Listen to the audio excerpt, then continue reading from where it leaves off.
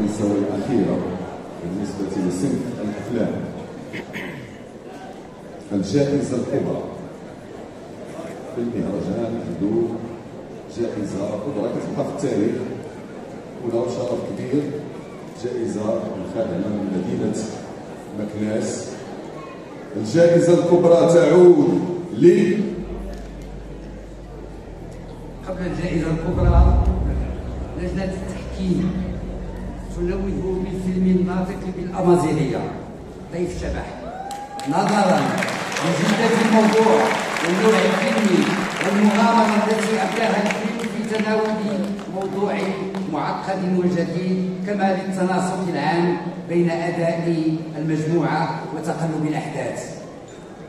الآن الجائزة الكبرى.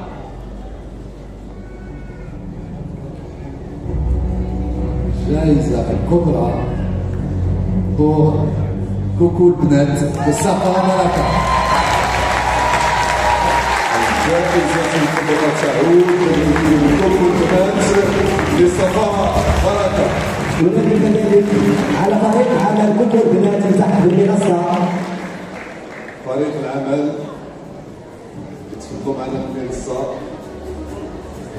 ونادي على السيد الغريب الصفار عامل أمانة مكناس يقدم الجائزة الكبرى في صنف المسلسلات، في صنف الأفلام التلفزيونية.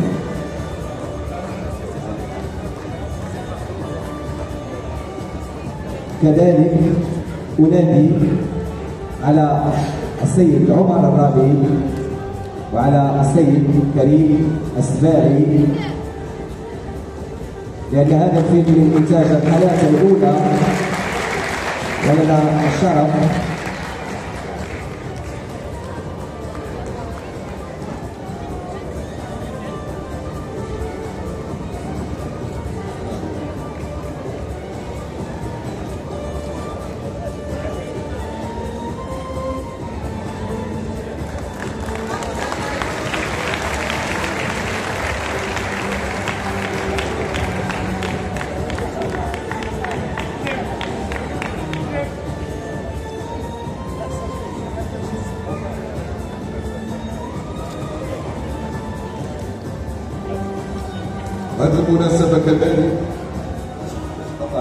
بهذه المناسبة كذلك الشركة الوطنية للإذاعة والتلفزة المغربية اليوم هنا في شخص السيد عمر الرامي والسيد كريم السباعي يقدمون هدية لإدارة المهرجان.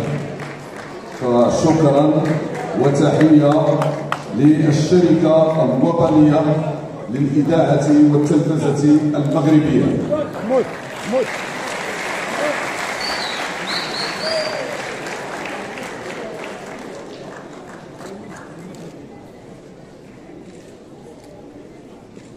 شريك قوي، شريك منذ الدورة الأولى إلى الدورة الثانية عشر، الشركة الوطنية للإذاعة والتلفزة المغربية صفاء.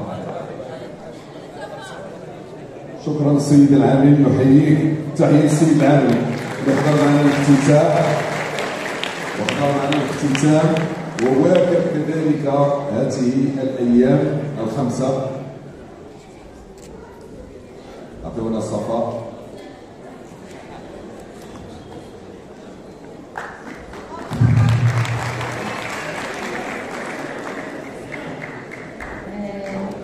شكرا، السلام عليكم.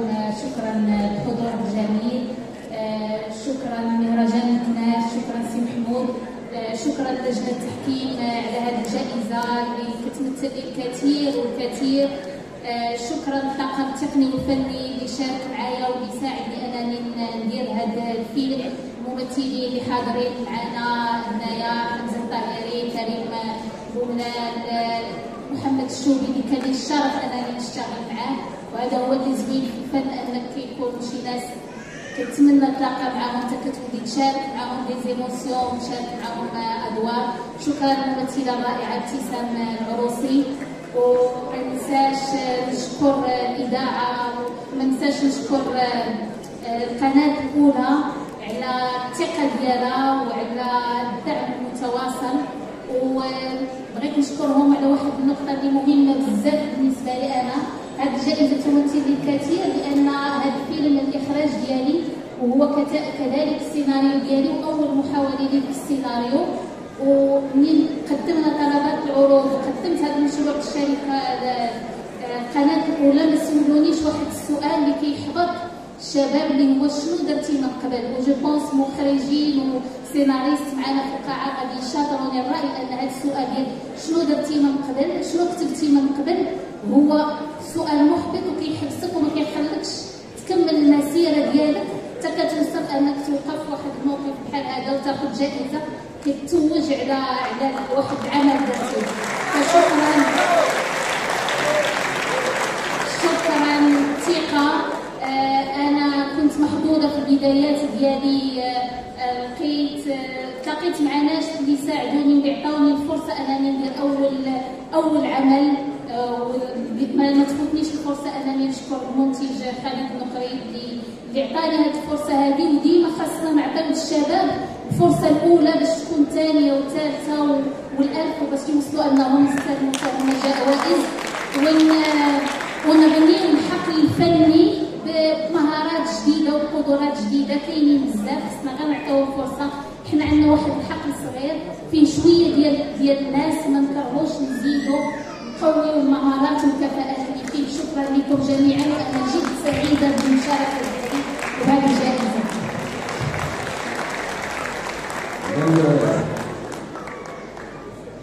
إذا كانت هذه الجوائز بالنسبة للفيلم. ندوزو دابا على جوائز أخرى تتعلق بالمسلسلات وعندنا لجنة التحكيم وعندنا غنشوفو جوائز